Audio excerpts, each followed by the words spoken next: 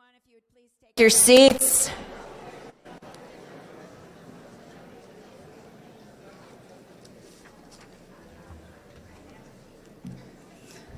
Has everyone got a seat? Thank you all very much for being here today. Can you all hear me?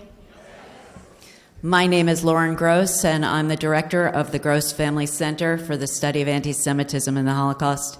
If you could please take a moment and silence or turn off your cell phones before we get started.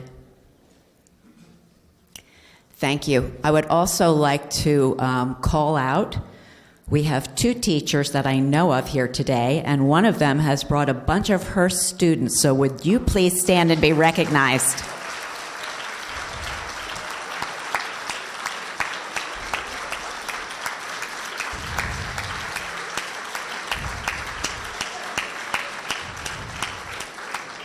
I want to thank all of you students for making the effort to come on Sunday morning. I know it's not an easy thing for teenagers to get up early, and you were all here early. One of them actually got here at about 9:30. So we would love to see more students in the room. And I just want to say before I bring my father up to do his 90 seconds that we have decided that we're going to start charging. So the charge is going to consist of not monetary. The charge is going to be you bringing a grandchild or a young person with you.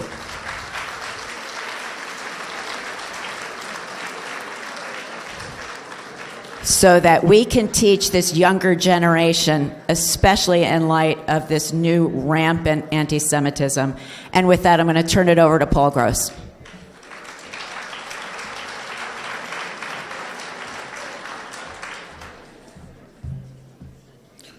Good morning, everyone, and thank you for coming.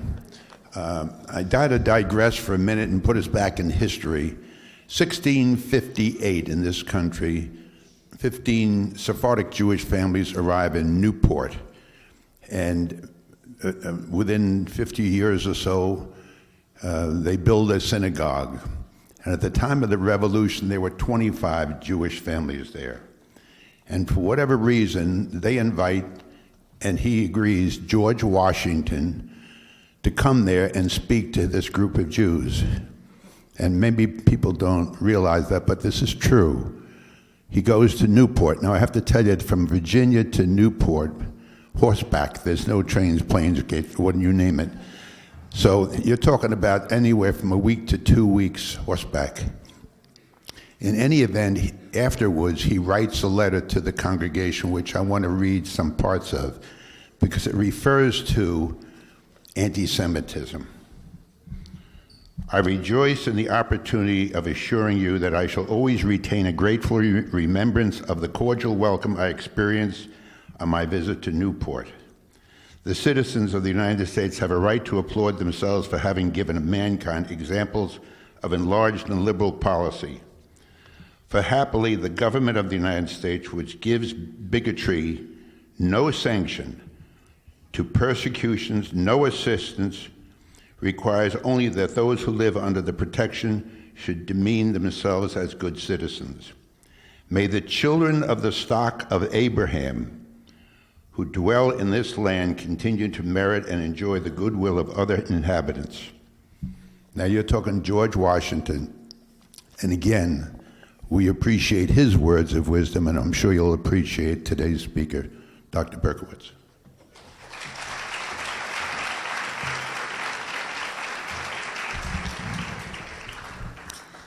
Dr. Irving Berkowitz has been the Dean of Academic Affairs at Palm Beach State College since 2013.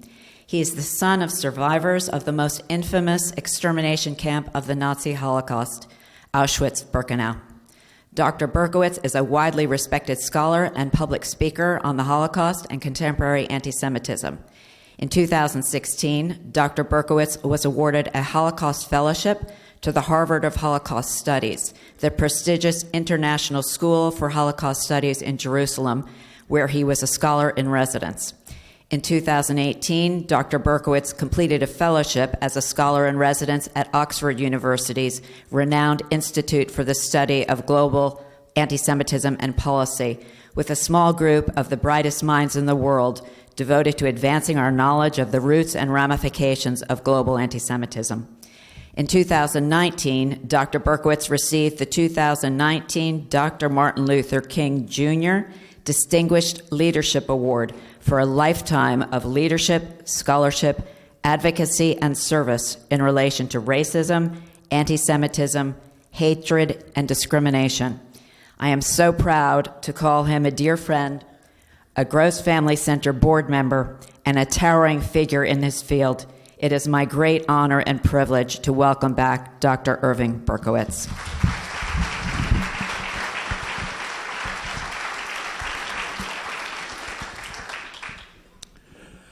I want to thank Lauren and Paul Gross for the invitation to return as a speaker. I spoke last year and, was very, very gratified by the feedback that I got.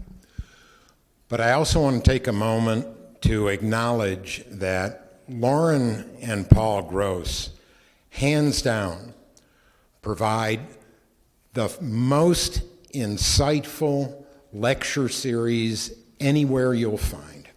And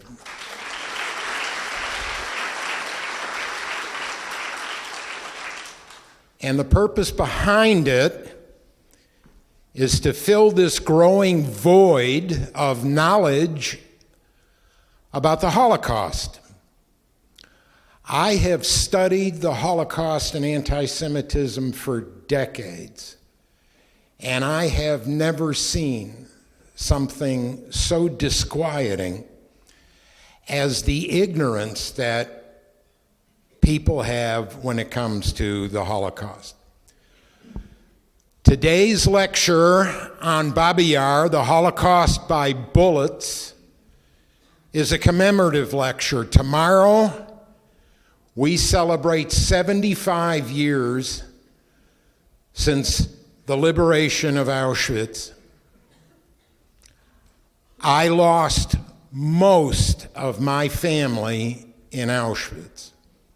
In May of 1944, they were all members of my mother's family. She and my father both were, like so many, 75% of survivors, the sole survivor of their entire families.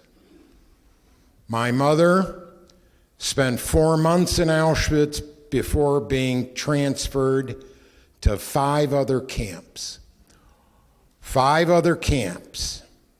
My mother was ultimately liberated from a sub-camp of Bergen-Belsen, where she weighed 85 pounds and was shot in the abdomen as the Germans abandoned the camp.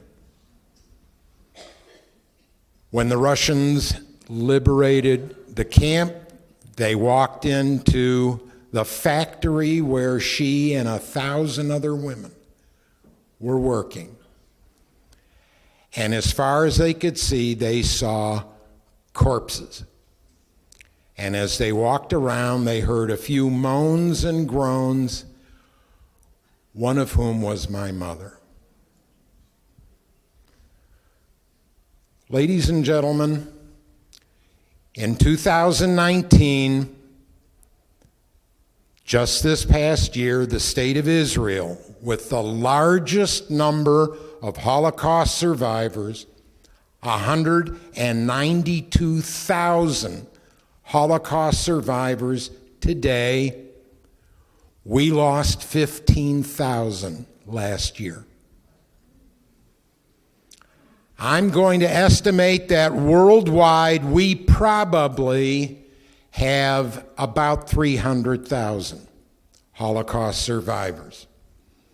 And by 2035, that will drop below 20,000. The memory of the Holocaust is something that I am devoted to And I welcome this opportunity to share this part, this far lesser known dimension of the Holocaust called the Holocaust by bullets. It was my mother and survivors like her that told us that they could hear the victims before they met their fate, urging them to remember. Victims urging survivors, please remember. Don't forget us. Don't let the world forget. And before my mother passed away a year and a half ago at age 95, my mother told me what other survivors have told all of us. They told us what they heard from those who were killed, but they added an obligation of their own. Not just don't forget, remember us. The other obligation they added as survivors was never again. Don't forget, never again. And when my mother told me that, she meant never again. Never to the Jewish people, never to any people again. And since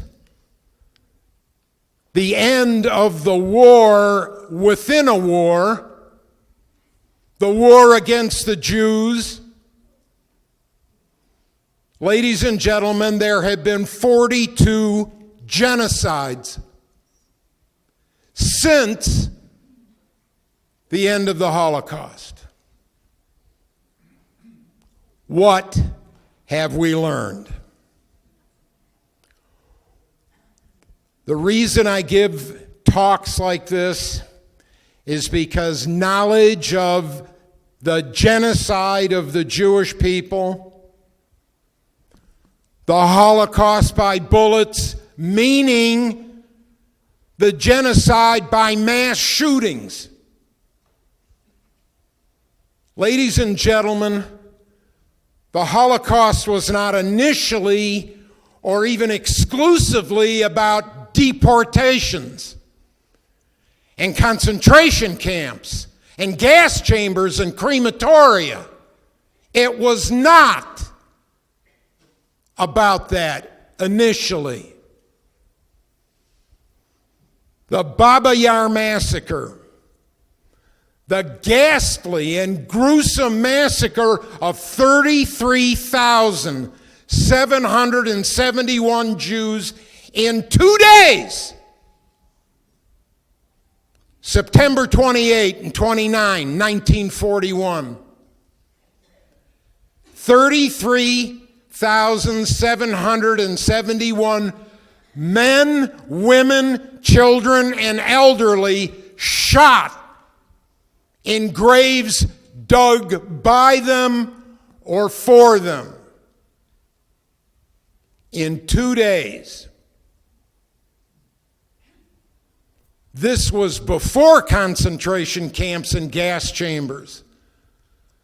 This was the lesser known Holocaust that is taught today. Everybody that learns something about the Holocaust knows that Auschwitz became the symbol of the Holocaust, as it should be. 1.1 million Jews. But Baba Yar and the Holocaust by bullets is also a symbol. Baba Yar is a symbol of the extermination of Jews in the former Soviet Union, because the Holocaust by bullets started in June 1941 with the invasion by Germany of the Soviet Union.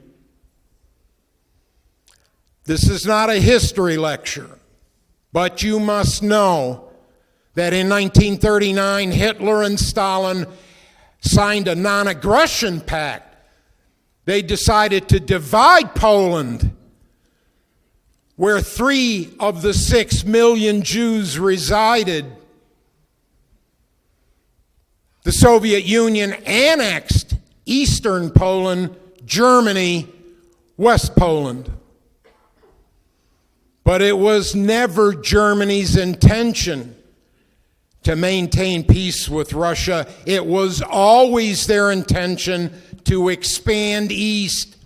Lebensraum, living space, because it was envisioned that Germany would occupy these territories and grow the German population to 100 million.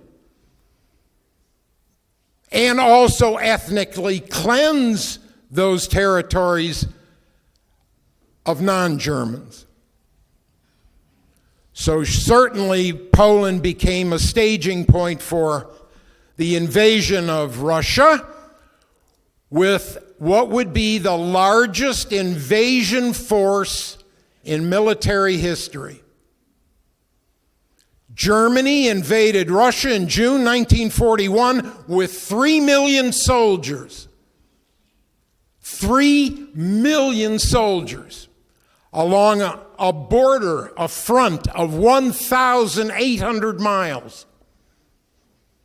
3,500 tanks, 2,000 aircraft, the largest invasion force in military history. Invading Russia in June and committing the very first mass murder that took the life of my uncle, my aunt, and their 4 children, not in 1944, in 1941.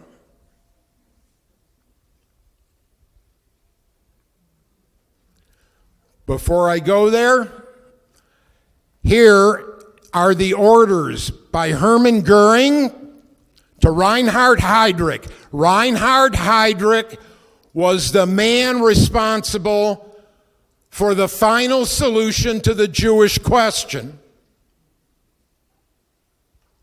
And this was the order. As a supplement to the task which was entrusted to you in 1939 to solve the Jewish question,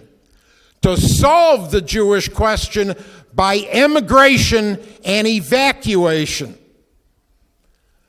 That order now has morphed into a new policy of extermination. I hereby commission you to carry out all the necessary preparations for a final solution to the Jewish question in those territories in Europe.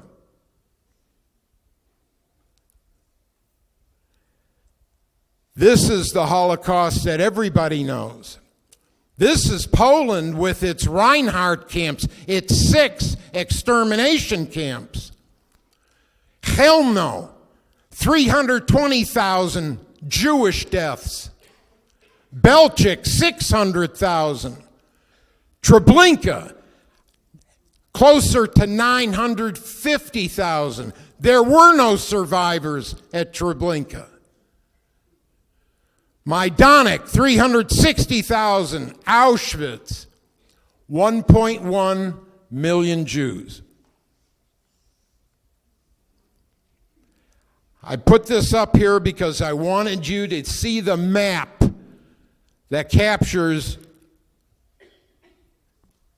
There it is. Okay, so we're looking at the Black Sea right here. We're looking at the Ukraine. This is Moldova, Romania, Belarus, and the Baltic republics, including Russia. Ladies and gentlemen, this is your arena for the Holocaust by bullets.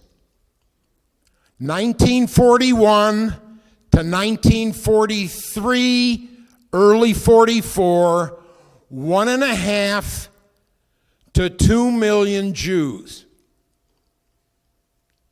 Think about that. 1.5 to 2 million Jews is 1/3 of all Jews killed in the Holocaust. Shot in places like Odessa, the Crimea, Transnistria, Ukraine, Belarus, Latvia. A gentleman came up to me before this talk telling me that he just visited the Baltic republics, Latvia, Lithuania, Estonia. By 1942, Estonia was Judenfrei. All Jews were exterminated from Estonia. The Holocaust by bullets also took place in Lithuania. And by the way, not just murdered by Nazi SS Einsatzgruppen.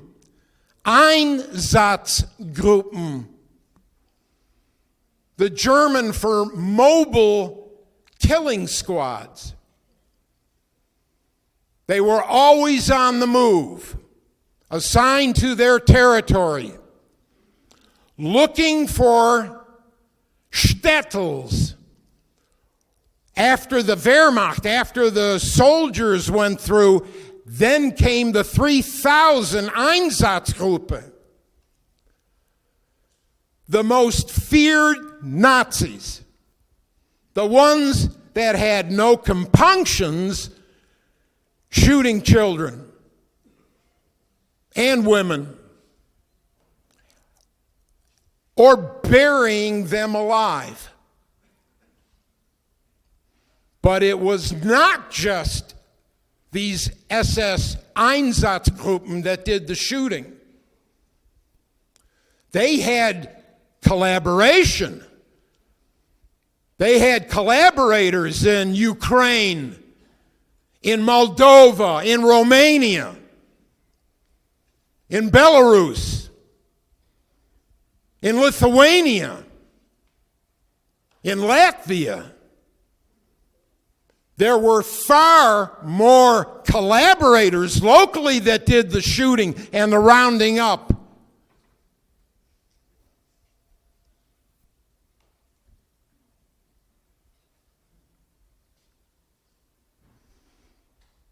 So, why study the Holocaust by bullets?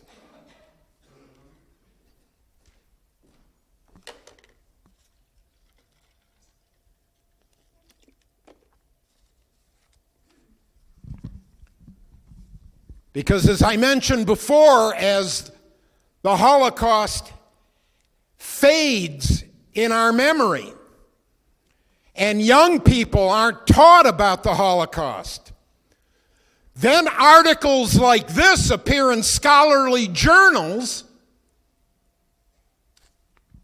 this one being about Babi Yar,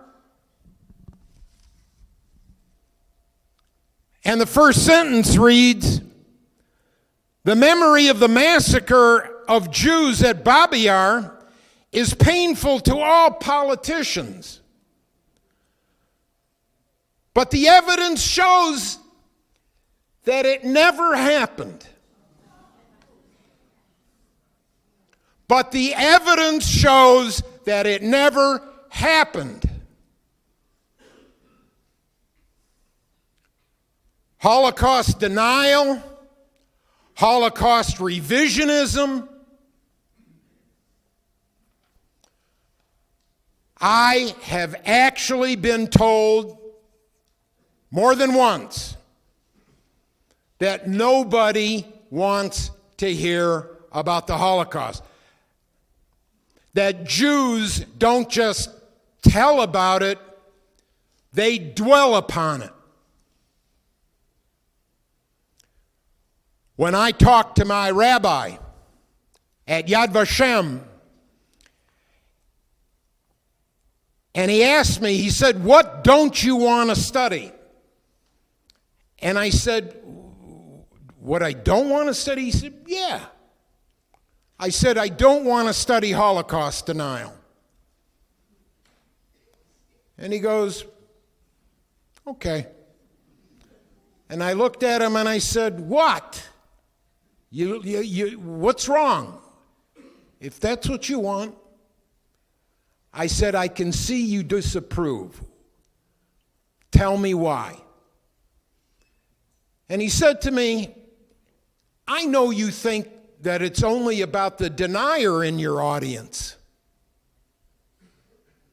He said, "But what it's really about is the 1,000 people sitting around the denier that are going to hang on your every word. Now, what are you going to do?" I said, "I'm going to study Holocaust denial." I said, "And that is why you're a rabbi and I'm not."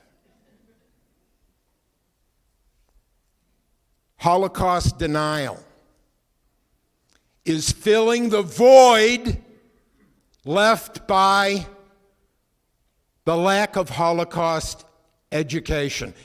And let me also assure you that it's also contributing to this viral spread of anti-Semitism globally.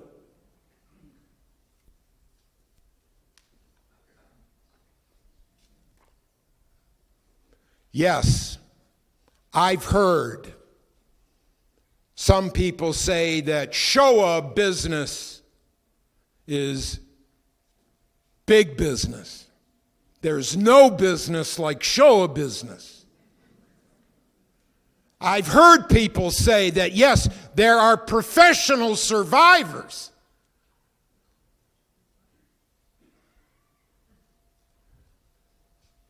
This isn't funny. This is tragic.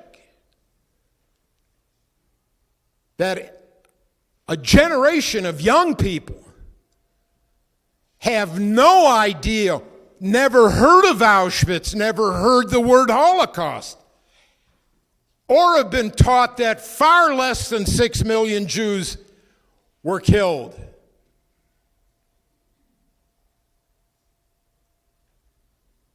That don't know that there was not one final solution, but there was a final solution to the gypsy question. That there were others considered inferior and sent to camps. African blacks were sent to concentration camps.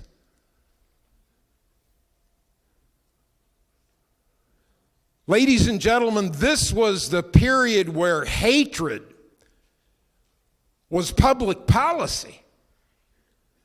The extermination of people with disabilities was public policy. There was no attempt to conceal it.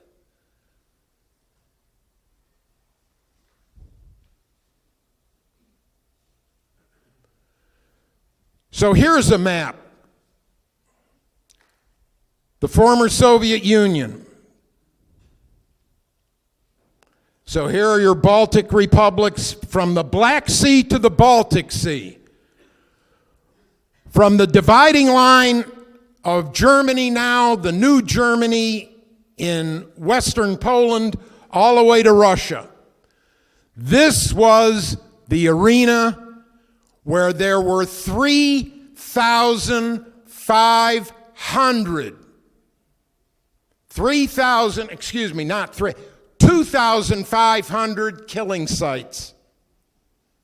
We're still discovering them.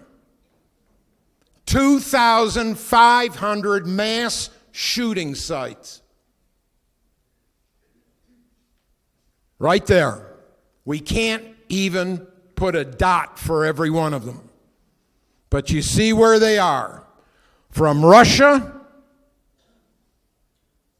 the Crimea as far north as Leningrad, the Baltic republics, Belarus, and of course, Poland, which was the Poland after it was invaded by Germany in 1939.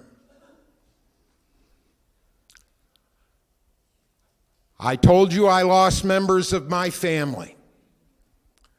I want you to meet my aunts and uncles.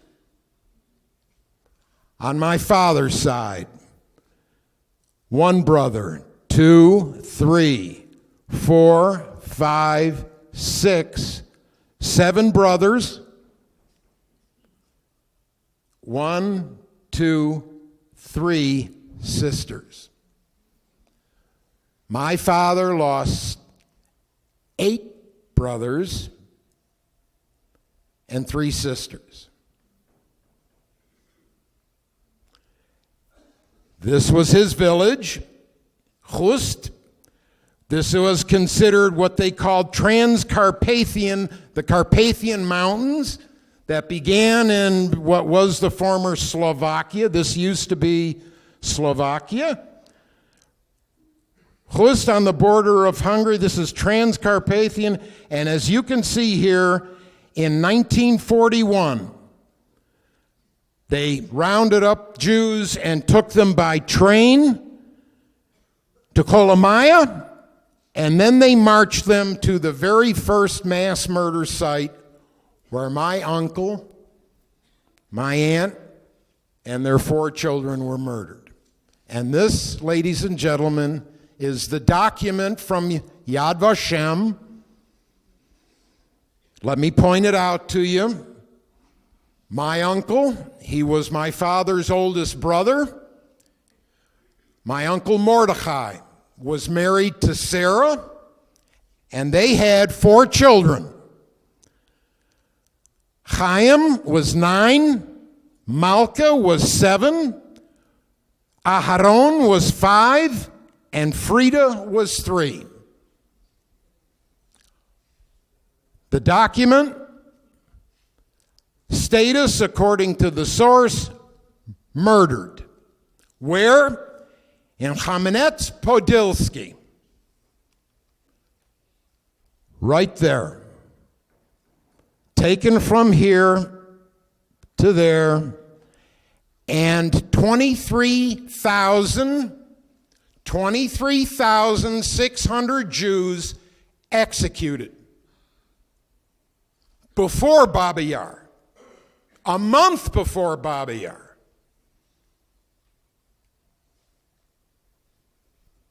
The rest of my family,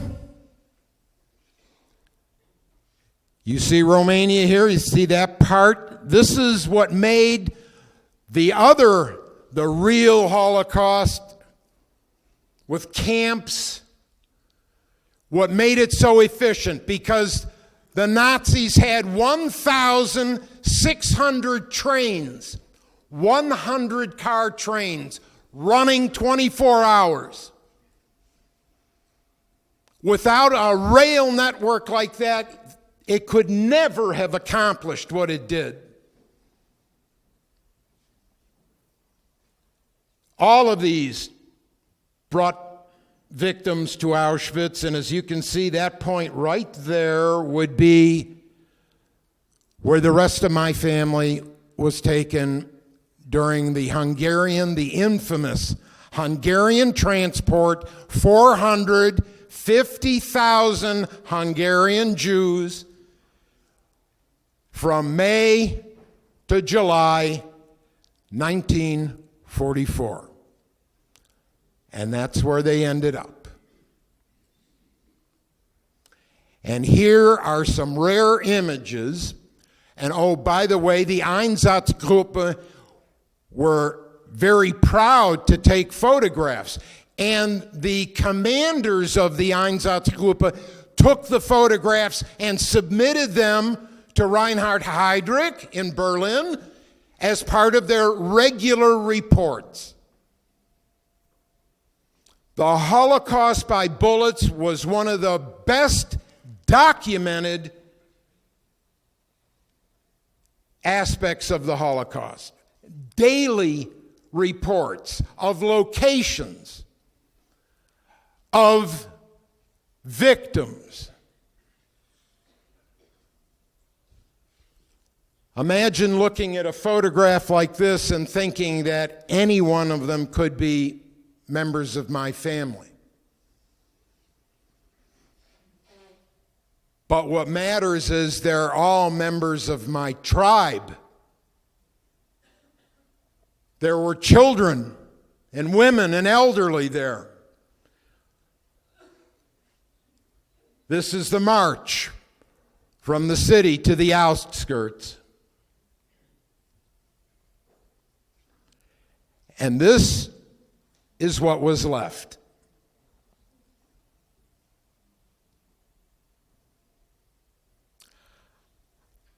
I have a YouTube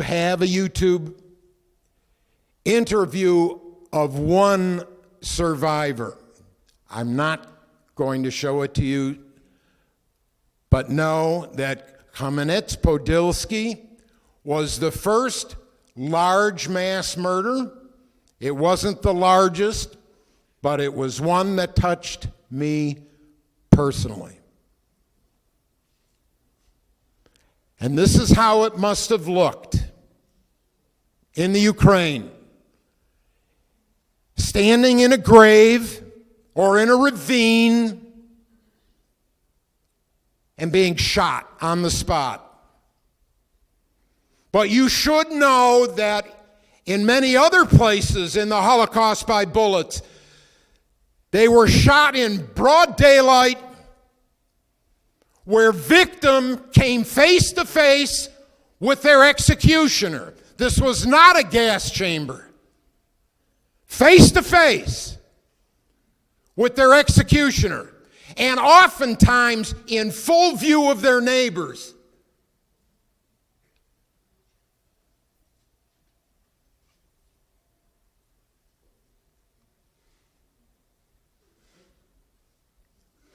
This is Babi Yar, where Jewish girls and women were forced to undress, leave their clothes, to later be searched for valuables. And see that guy? See the way he's dressed? That's not a soldier, ladies and gentlemen. That's a civilian. This is a Ukrainian collaborator. And I want you to understand this was not just a Nazi phenomena or military action. These were anti-Semites. In the case of the Ukraine, they were called Ukrainian nationalists. Now, what does that mean? Why would a Ukrainian nationalist want to participate in the murder of Jews?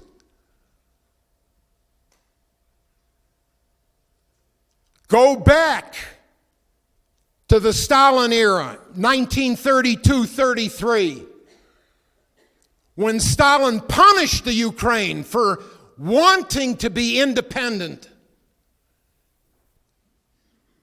Do you remember what he did? He starved them.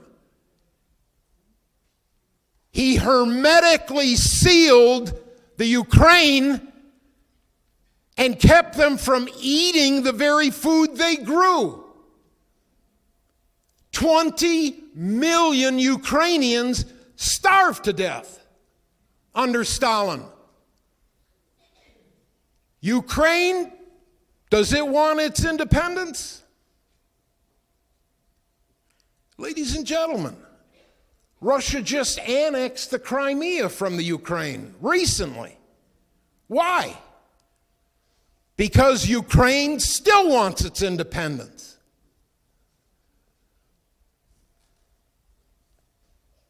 But Ukrainian nationalists siding with Hitler Why? Because they thought they had an ally in Hitler and joined forces against Stalin. And so they enthusiastically participated in the execution of Jews. 1941 to 44. Enthusiastically. Only to be rounded up and murdered by Hitler. What fools. They thought, like Stalin, that they could trust Hitler. And so Hitler relied on the Ukrainian nationalists to do all the dirty work and then turned around and rewarded them by shooting them, burying them, and burning them in the same pit that was the Baba Yar ravine outside of Kiev.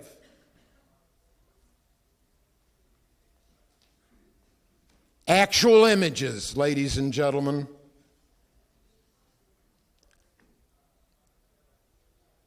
Just to point out, that's a woman holding her child, shielding her child.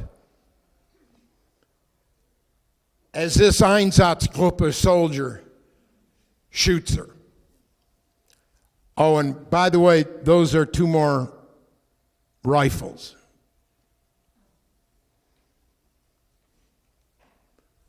This is where they gathered them together, had them stripped down, laid down on the ground, and execute them. And oh, by the way, and I'm not going to apologize for showing you graphic images, ladies and gentlemen. I'm not going to do that. I read to you what a scholar just said. There's no evidence. Look at this soldier pointing down at the woman who isn't yet dead.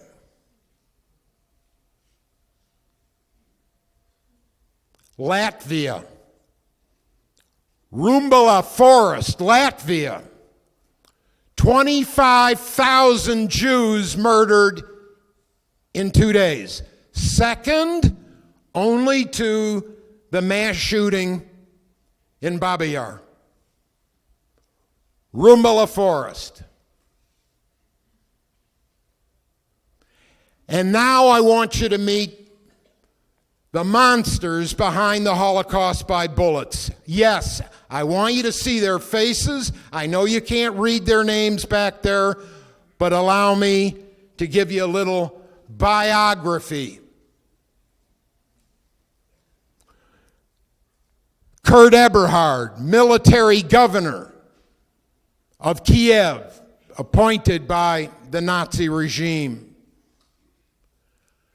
Paul Blobel, the man responsible for the deaths of over 100,000 Jews. Paul Blobel was at Kamenets-Podilsky, where my family was killed. Paul Blobel was at Baba Yar. Paul Blobel was at Odessa, where another 20,000 people were killed in a few days, and closer to 60,000 over a more extended period of time. Friedrich Jeckeln, he was at Rumbala Forest, he was at Baba Yar, he was at Kamenets-Podilsky. Doctor, they called him Doctor. He had 2 doctoral degrees. So they called him Dr. Otto Rausch, head of the Einsatzgruppen in southern Ukraine. And Dr. Franz Stehlicker. Let's talk a little more about these guys. Friedrich Jeckeln, As I mentioned, he was at Rumbala. It was Jelkin that developed what they called the Jelkin system. They used it in Rumbala first, then they used it in Kamenets-Podilsky, then they used it in Baba Yar.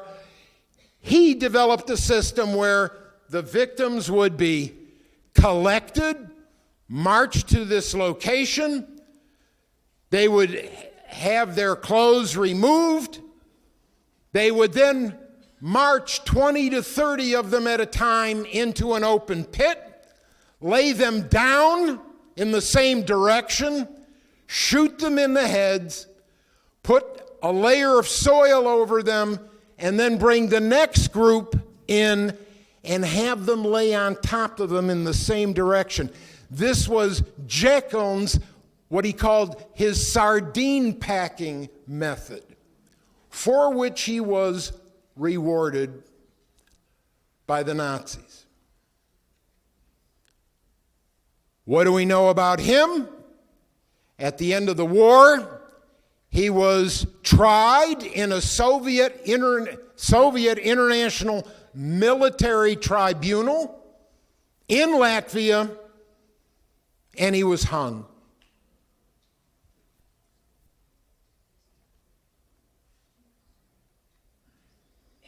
Paul Blobel, what a fiend this guy was. Paul Blobel was not only part of the decision to kill the Jews in Kiev, Ukraine, but he was later tasked with the responsibility, after 2 years of shooting in the Baba Yar ravine, of bringing back Soviet prisoners of war and unearthing them so that the bodies could be burned, so that after the war there would be no evidence of mass murder. He was responsible. He was tried in Nuremberg. The Nuremberg trials, 1947 and 48.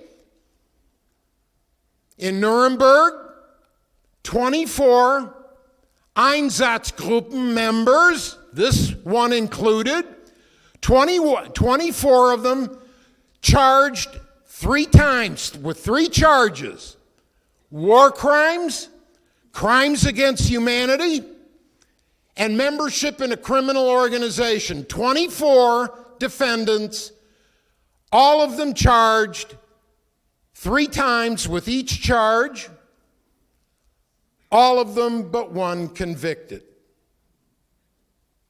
14 of the 24 received a death sentence.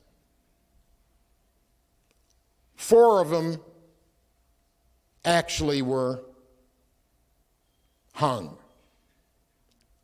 10 of them had their sentences commuted to no more than 8 years. Do you hear me? The 24 defendants in the Einsatzgruppen trials for the murders of 1.5 to 2 million Jews, 4 were hung, actually had their death sentences carried out, and the rest of them had their sentences commuted. Paul Blobel was one who was executed. Kurt Eberhard was the one that organized all of these guys, with the exception of Stehliger. And when Baba Yar was taken by the Germans, only a week before the massacre,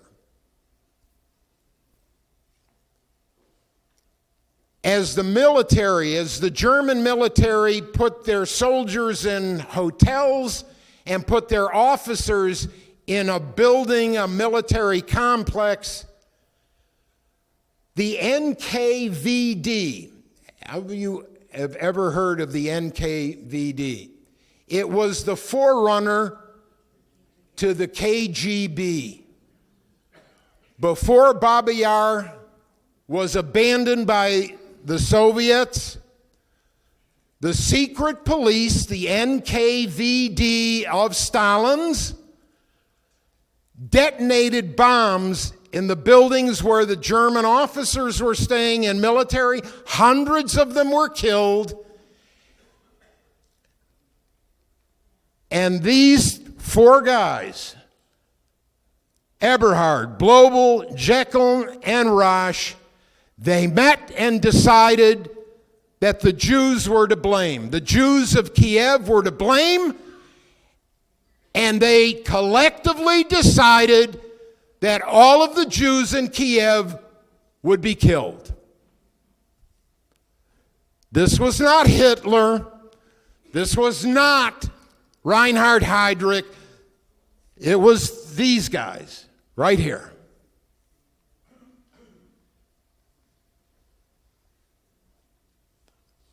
This virulent anti-Semite used to be the mayor of two different cities. Doctoral degree in political economics, another doctorate in law. Dr. Otto Rausch.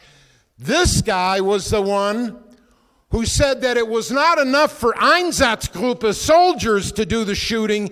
He wanted the commanders in the field to actually participate in the executions. And he did so himself too. What was his fate? He was also one of the 24 defendants in the Nuremberg trials. And in 1948, before the trial ended, he died of natural causes. And now we get to Franz Walter Stehliger, head of the Einsatzgruppen in the Baltic Republic. Now there's a reason, I know you can't see this from back there, but I'm going to point this out. Franz Stehliger was very, very detailed oriented, and he sent reports directly as the commander of the Einsatzgruppen to Reinhard Heydrich. And by the way, this report was used in prosecuting the Nuremberg trial. What this says up here is that on this report, he included a map of all of the locations and the number of victims murdered by October 1941. And so here we are. Here we have Lithuania, Latvia, and Estonia. Notice, Estonia, he reports, has already had all of its Jews murdered. This is Latvia. And by the way, since this report is in October 1941, the numbers here do not include the Rumbala massacre, which added another 25 to 30,000. So here are the numbers. He's reporting in Estonia that there were 963 Jews killed. In Latvia, this number here, and you'll notice the symbol of a coffin. He reports that there were 35,238 Jews murdered in Latvia. In Lithuania, 138,421. Belarus, right here, 41,828, and 3,800 in Russia. In this report, October 1941, Franz Stehliger is reporting that a total of 220,250 Jews were murdered. In his January report, which included Rumbala, that number grew to virtually 250,000 Jews murdered. Franz Stehliger was killed in 1942 in March by Russian partisans. Never stood trial. And then we have, I had to throw this guy in because he was also very detail-oriented. The famous Jaeger report was also used in a military tribunal. Now, ladies and gentlemen, look at this. In his report, this here, he gives the month, he gives the number of actions, Aktionen, this was the euphemism for murders, mass murders, and then he reports the actual numbers killed. This total from June to November, he reports 133,443 Jews killed.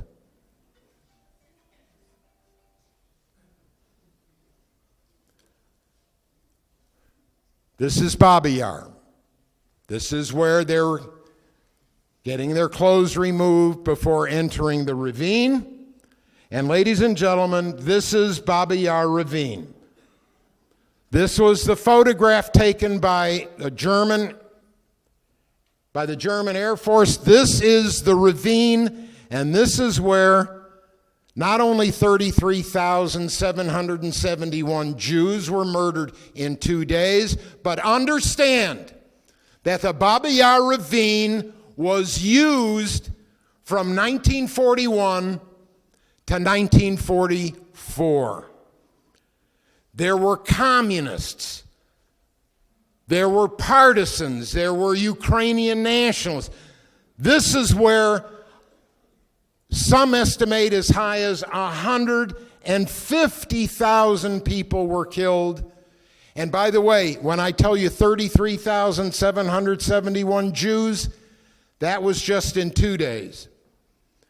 When Kiev was invaded by Germany, there were 175,000 people in Kiev.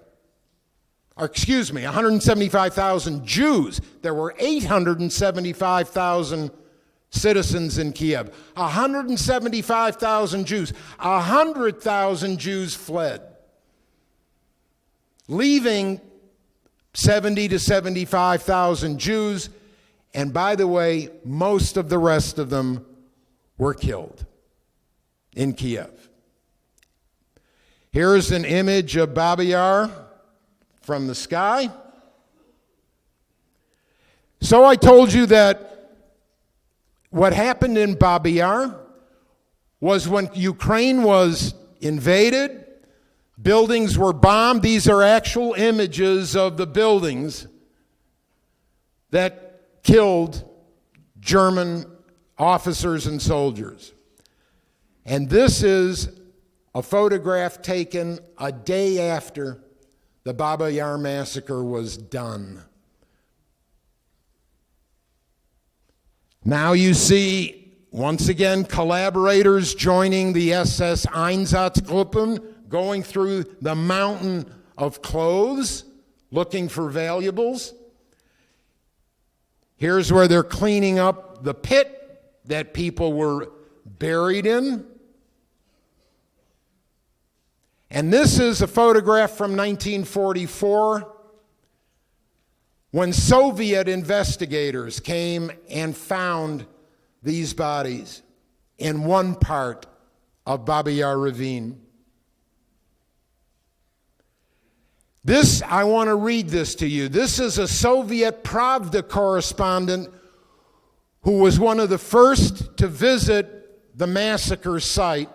And this is what he said. Listen. We entered Kiev with the first Soviet troops, we, the reporters. The city was still burning, but we, all of the correspondents, were eager to visit Babi Yar. We had heard a lot about it over the years, but we had to see everything for ourselves. We came to Babi Yar and we stood transfixed. Huge, deep pits. The day before, the city had been bombed, and one of the bombs struck a slope in the ravine. The explosion severed a piece of the slope at the bottom of the ravine. And we saw the unimaginable, a compressed monolith of human remains between layers of soil, like a geological deposit of death. Even in my worst nightmares, I could not have imagined anything like that. I could not believe this was possible. I did not see anything more horrible during the entire war. Here's what one survivor of the Rumbala massacre had to say, and I can only imagine that. And oh, by the way, there were 29 survivors of the Baba Yar massacre, the two-day massacre, 29. I wonder how many could have made a description not unlike this. Frida Michelson, I survived Rumbala. She says, my body was numb from cold and immobility. However, I was fully conscious now. The snow under me had melted from the heat of my body. Quiet for a while. Then, from the direction of the trench, a child's cry. Mama, Mama, Mama. A few shots. Quiet. Killed. Now we get to the Einsatzgruppen trial, and here you have the defendants sitting in the box, and there's Mr. Paul Blobel. And ladies and gentlemen, I don't want to just talk about the evildoers. I want you to know this man. I met him personally. He's celebrating his 100th birthday, and he lives in Delray Beach. I want you to meet Benjamin Ferencz. At age 27, Ben Ferencz was the chief prosecutor at the Nuremberg trial. I wish I could play for you his opening statement. But there he is, Ben Ferencz. And by the way, last year when I met him, they made a movie about him called Prosecuting Evil, The Extraordinary World of Ben Ferencz. Ladies and gentlemen, if you have an opportunity, view this film. What an extraordinary man this is. And what I can tell you is that Ben Ferencz was also the man behind the creation of the International Criminal Court in The Hague. This man got Harvard Law School's highest award, the Medal of Honor from Harvard Law School. What a remarkable man he is. I want to read to you, if you don't mind, this was the closing statement of the Einsatzgruppe trial. Listen to these words. In this case, the defendants are not simply accused of planning or directing wholesale killings through channels. They are not charged with sitting in an office hundreds and thousands of miles away from the slaughter. It is asserted with particularity that these men were in the field, actively superintending, controlling, directing, and taking an active part in the bloody harvest. A crime of such unprecedented brutality and such inconceivable savagery that the mind rebels against its own thought image, and the imagination staggers in the contemplation of a human degradation beyond the power of language to adequately portray. The facts are so beyond the experience of normal man and the range of man-made phenomena that only the most complete judicial inquiry and the most exhaustive trial could verify and confirm. I'm running just a couple minutes late. Can you bear with me here for just a couple more minutes? I promise, okay. Ben Ferencz, with his Medal of Freedom from Harvard. And once again, I want to tell you, 24 indictments, 23 convictions, 14 death sentences. Finally, there's another man that I have to mention to you. I want you to meet Yevgeny Yevtushenko. Born in 1933, died in 1917, who in 1961, 20 years after Babi Yar, when the Soviet Union would not acknowledge the massacre at Babi Yar, Yevgeny Yevtushenko visited Babi Yar, and in 2 hours he wrote a poem, and he titled it Babi Yar. The very first sentence, no monument stands over Babi Yar. Today, I am as old as the entire Jewish race itself. I'm not going to go on and read this. I should, but I want you, if you have an opportunity, he wasn't Jewish.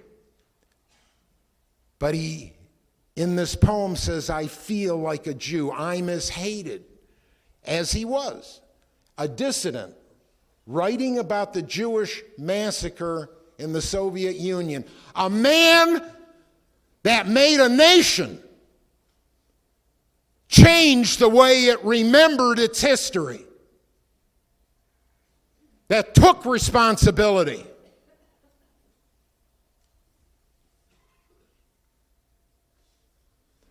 Look at the last line here. All right, let's go back to this one here. I myself, like one long soundless scream above the thousands and thousands interred. I'm every old man executed here, as I am every child murdered here. There is no Jewish blood that's blood of mine, but hated with a passion that's corrosive am I by the anti-Semites, just like a Jew. This is what Yevgeny Yevtushenko saw in 1961, 20 years after the Babi Yar massacre. This is what he saw.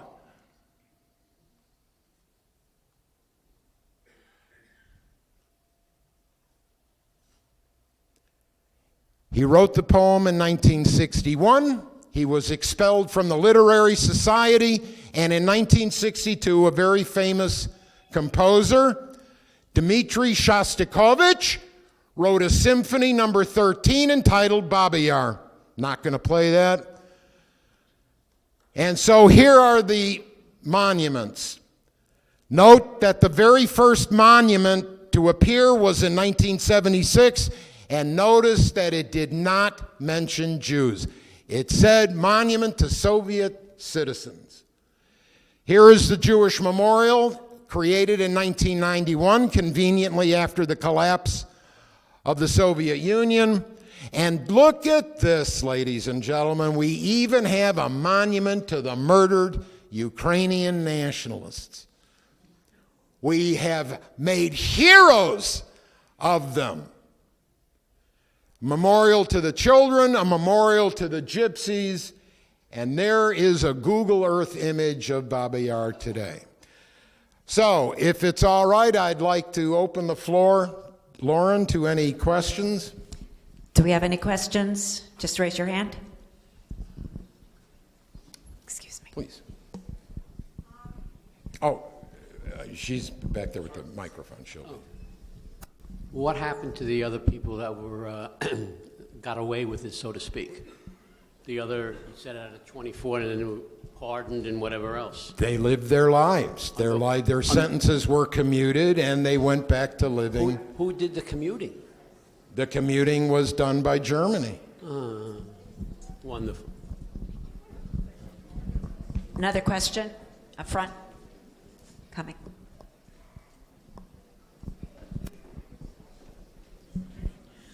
Okay, I know that the people were stunned by the violence that suddenly hit them, that one day they were living a life and the next day they were in some kind of a nightmare out of hell. But I know that some of the kids here must be wondering also, when they were standing by the ravine, that ravine, any ravine, and I lost family there, lots of them in Lithuania, why did they not turn around and jump on them? They knew they were going to be killed. They knew it. Why did they not turn around and at least take someone with them, anyone, any of the animals? I'm not sure I could answer that. There were attempts to resist, but at the point at which, right up until they were led to and asked to remove their clothing, I don't think anybody believed they were going to be killed. And besides, the children were kept with the women, as was done in the concentration camps, and the men went off in another direction. But they were in eyesight of execution squads with guns on them.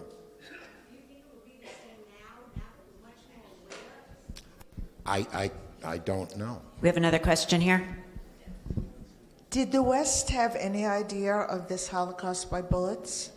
Oh, yeah, of course. By the way, you should see, I didn't have in one of my panels, but there were several New York Times articles in July 1941, buried in Section B, talking about the executions of 200,000 people. Of course they did know. Over here. What happened to the bodies they found in Yarbia? The bodies at Baba Yar, I told you in 1943, Paul Blobel was brought back. He brought 327 Soviet prisoners of war from a concentration camp. They disinterred the bodies. It took 40 days. They put them on a funeral pyre and burned them. And once they were burned, the Soviet prisoners of war then pulverized bones and they covered it up. Do we have time for one more question? Here we go. Oh, and by the way, the Soviet prisoners of war were killed too. Does anybody know what if there is family from these monsters that are that anything is known about? That's a good question, but I don't have an answer to that. Thank you. I'd like to thank Dr. Berkowitz once more. And thank you all for coming.